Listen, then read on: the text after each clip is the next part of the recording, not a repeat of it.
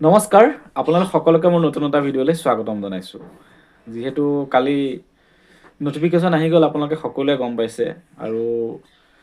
পৰহি মই এটা ভিডিঅ' বনাইছিলোঁ যে অসম আৰক্ষীত কিমান পোষ্ট আৰু আহিব পাৰে আৰু মই যেনেধৰণে কৈছিলোঁ একদম তেনেধৰণে মই কৈছিলোঁ কি পোষ্ট আহিব সেইমতে পোষ্ট আহিছে আৰু মই যে কৈছিলোঁ 2300 মান পোষ্ট হ'ব সেই অনুপাতে 2300 মান পোষ্ট হৈছে আৰু বাকী যি 2300 আৰু যি আপোনাৰ 2700 পোষ্ট থাকি গ'ল সেইখিনি কথাও কম কি আহিব মই আগৰ ভিডিঅ'ত কৈছিলোঁ আৰু লগতে এতিয়া কি পোষ্ট আহিলে হয়তো সকলোৱে গম পোৱা নাই যেটো নটিফিকেশ্যন 3-4খন আহিছে সকলোৰে চোৱাত হয়তো খেলিমেলি হৈছে ক'ত কিমান পোষ্ট আহিছে সকলোখিনি কথা আজিৰ এই ভিডিঅ'টোত আলোচনা কৰিম আপোনালোকক জনাম অনুগ্ৰহ কৰি আপোনালোকে ভিডিঅ'টো শেষলৈকে চাই থাকিব আৰু যেহেতু মই আপোনালোকক যেনেধৰণে কৈছোঁ তেনেধৰণে হৈ আছে গতিকে যদিহে আপোনালোকে মোৰ চেনেলটো ইনফৰ্মেটিভ ভিডিঅ'ৰ কাৰণে ভাল বুলি ভাবে আপোনালোকৰ কাৰণে সহায় হোৱা বুলি ভাবে চেনেলটো সাবস্ক্ৰাইব কৰি ৰাখিব তেতিয়াহে আপোনালোকে এনেকুৱা ইনফৰ্মেটিভ ভিডিঅ'বোৰ পাই থাকিব বলক তেতিয়াহ'লে আজিৰ ভিডিঅ'টো আৰম্ভ কৰোঁ যোৱাকালি নটিফিকেশ্যন আহিলে আৰু মই লিখি ৰাখিছোঁ ক'ত কিমান পোষ্ট মুকলি হৈছে প্ৰথমতে আহোঁ আমাৰ সাব ইন্সপেক্টৰ যিটো গ্ৰেজুৱেট লেভেলৰ পোষ্টকেইটাৰ কথা ক'বলৈ আহিছোঁ মই সাব ইন্সপেক্টৰ ইউবিত ওলাইছে 48টা পোষ্ট সাব ইন্সপেক্টৰ এবিত ওলাইছে 47টা পোষ্ট আৰু এপিআৰও এসআই সাব ইন্সপেক্টৰ তাত ওলাইছে 4টা পোষ্ট আৰু এবাৰ নতুনকৈ এটা পোষ্ট ওলাইছে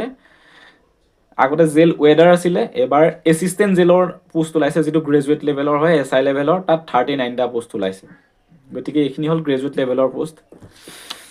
তাৰপিছত মই আপোনালোকক জনাওঁ যে ড্ৰাইভাৰৰ যথেষ্টখিনি পোষ্ট ওলাইছে যি আমাৰ আসাম পুলিচৰ ড্ৰাইভাৰ কনষ্টেবল আছিলে তাত 127টা পোষ্ট ওলাইছে ফৰেষ্ট ডিপাৰ্টমেণ্টৰ ড্ৰাইভাৰ ওলাইছে ফৰেষ্ট ডিপাৰ্টমেণ্টৰ যেটো 40 বছৰলৈকে এপ্লাই কৰিব পাৰিব ভাল খবৰ তাত 106টা পোষ্ট ওলাইছে আৰু ড্ৰাইভাৰ কনষ্টেবল ওলাইছে FNES ডিপাৰ্টমেণ্ট মানে যেটো ফায়াৰ এণ্ড ইমাৰ্জেন্সি ডিপাৰ্টমেণ্টত তাত 90টা ওলাইছে আৰু ড্ৰাইভাৰ কনষ্টেবল লগতে তাত আৰু অপাৰেটৰ হিচাপে ওলাইছে 4টা আৰু লগত কৈ গৈছো কি বলে ওলাইছে মই আপোনালোকক কৈ গৈছো আপোনালোকে শুনি যাব যোনটো স্কোৱাড কমান্ডাৰ তাত 5টা ওলাইছে এপিআৰৰ ৰাইডাৰ তাত 14টা ওলাইছে মেসেঞ্জাৰত 20টা ওলাইছে তাৰপা নতুনকৈ আৰু এটা আহিছে যোনটো আপোনালোকৰ ফায়াৰ এণ্ড ইমাৰ্জেন্সি সাৰ্ভিসতে হেনৰিমেন বুলি এটা ওলাইছে তাত 3টা পোষ্ট আছে আৰু লগতে আপোনালোকৰ এজন এটা অফিচাৰ সেকশন অফিচাৰ হিচাপে আছে তাত 6টা পোষ্ট ওলাইছে লগতে ফৰেষ্ট ডিপাৰ্টমেণ্টৰ ড্ৰাইভাৰ কনষ্টেবল ওলাইছে তাত 7টা পোষ্ট ওলাইছে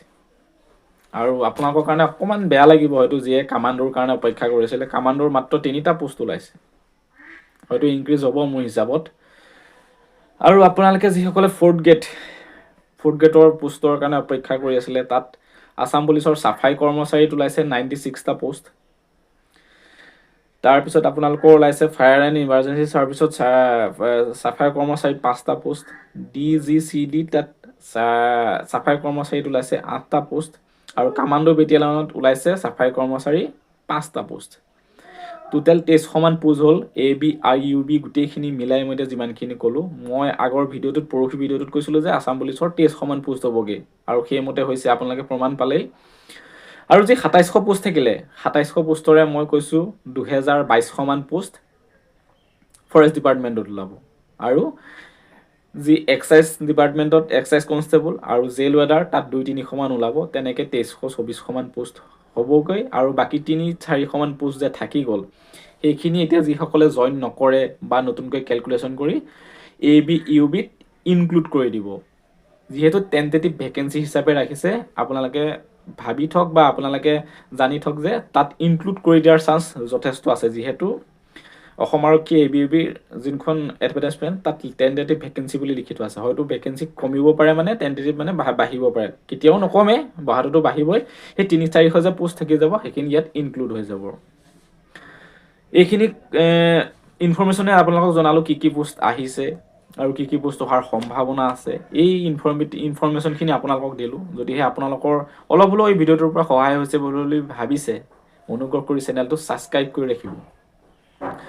আৰু মোৰ ভিডিঅ'বোৰ ভাল পায় নে বেয়া পায় নে এটা কমেন্ট জনাব এটা যোগাত্মক কমেন্ট জনাব আৰু লগ বন্ধু সকলোকে ভিডিঅ'টো শ্বেয়াৰ কৰি দিয়ক যাতে তেওঁলোকেও এইখিনি কথা গম পায় ধন্যবাদ জনালো